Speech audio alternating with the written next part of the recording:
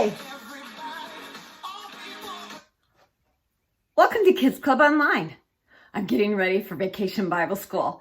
Making waves. It's going to be awesome, and I hope you get to join us. You can join us either at the Spring Hill Baptist Church at Dover Foxcroft or online. So check it out. Take a look at our website and look for the registration form. You can do either one, online or in person. It's going to be a blast. But for now, we're going to make waves here today.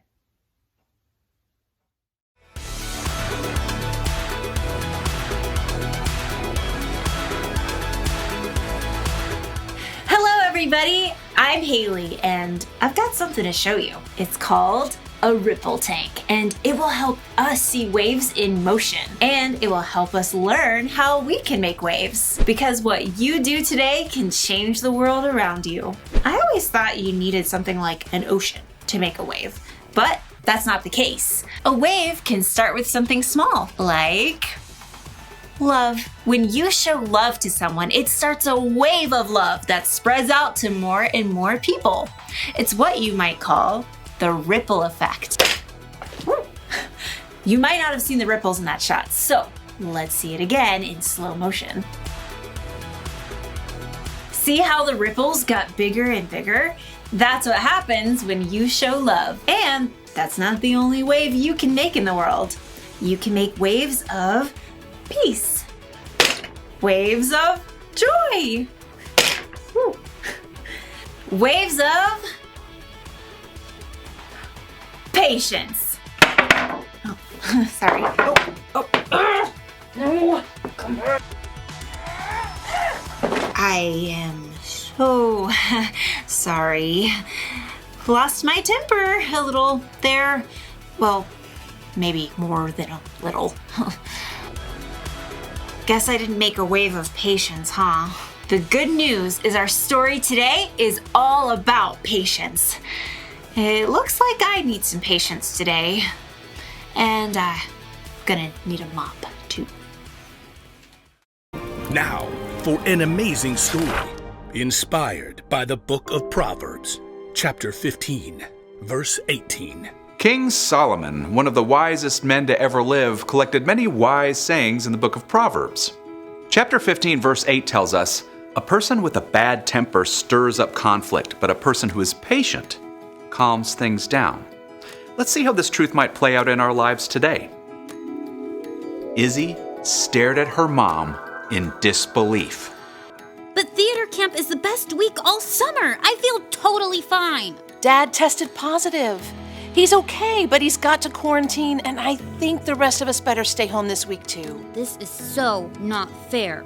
Just like that, Izzy went from a whole week of fun with her friends at theater camp to watching her younger brothers at home while her mom worked.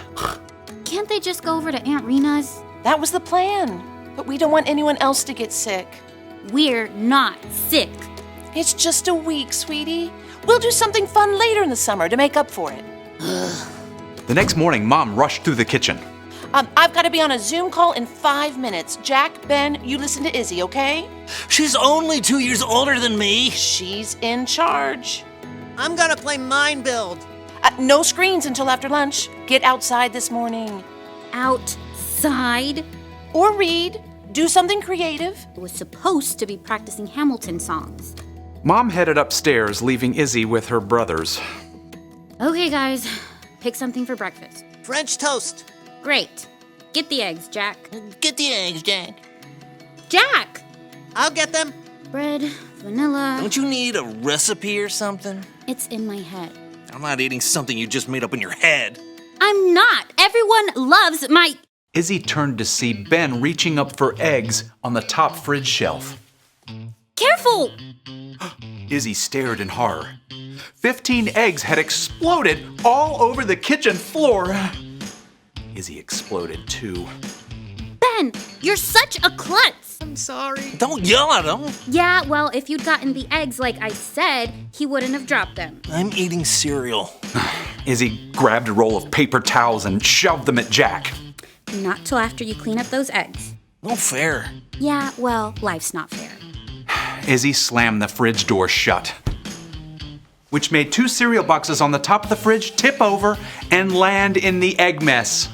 You can clean up your own mess. Jack stalked out, slamming the kitchen door behind him. I'm hungry. Izzy grabbed an egg-covered box of cereal out of the mess. Here. Need milk. I can't get the milk till I clean up your stupid mess. I said I was sorry. You're being mean. Ben sulked his way out the other side of the kitchen. Sighing, Izzy tore a handful of paper towels out and started to clean up the egg mess.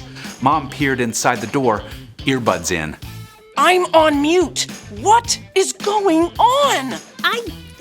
Jack was being a pain and Ben dropped the eggs and I just lost it. Mom sighed. She typed a quick message on her screen, took out her earbuds, and set down her computer. Then she grabbed some wet wipes and started to clean alongside Izzy. I know this whole week isn't fair. I know your brothers can be annoying, but I really need you to take a deep breath when you want to snap. Why does everybody think deep breathing will fix the world? It doesn't, but it does give you a chance to think, to ask God for help and remember what's true. Mom gingerly tapped on her screen with an uneggy finger. Read this for me, okay? Izzy bent over the screen, trying not to drip egg. A person with bad temper stirs up conflict, but a person who is patient calms things down. Proverbs 15:18. I bet King Solomon or whoever wrote that down didn't have younger brothers. Trust me, Solomon's family was not perfect either. I'm sorry, Mom. Hey, I feel like snapping too. But right now, I have to jump back on this call. Think you can calm things down with your brothers? Yeah, I guess. Izzy finished mopping up the egg mess. Then she checked the pantry and then went upstairs to the boys' room where Jack was sketching furiously and Ben glowered from his bunk, clutching his stuffed lion. Guys, I shouldn't have yelled. I'm sorry, but I did find this new box of sugar bombs way in the back of the pantry. Oh, yeah! Mom only lets us have those for snack. It's a special week, and I'll make sure we have eggs to do French toast tomorrow. So the 3 siblings marched back down to the kitchen for giant bowls of sugar bombs. Yay! Ben managed to splash his milk all over the table. Oops. Ben! Izzy could see both Ben and Jack brace themselves. She took a deep breath. It's fine. I'll help you clean up. And after breakfast, we can get out the slip and slide. Yes! You're going in the mud. Nope, it wasn't the way Izzy thought she would be spending her week, but if she could keep her temper, maybe she would have fun after all.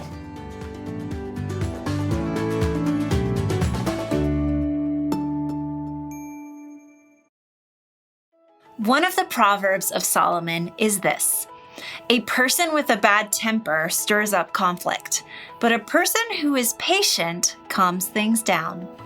So, what kind of things make you impatient? Do you get angry at other people when they don't act the way you think they should? Or when they get in your space or mess with your stuff? Do you get angry when things happen beyond your control, like accidents or sicknesses or bad weather? Maybe you get angry at yourself when you mess up. There are a lot of things that can make us impatient. We want to make waves, right?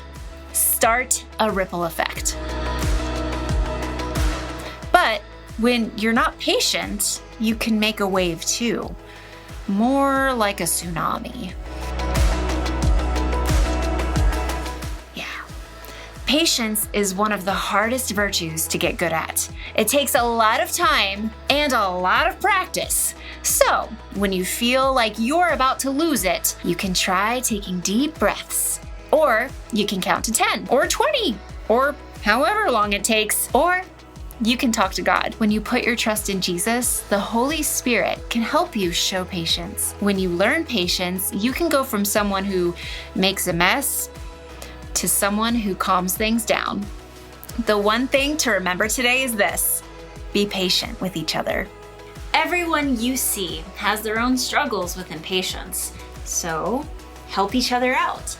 And when you do mess up and lose your patience, take the time to make things right.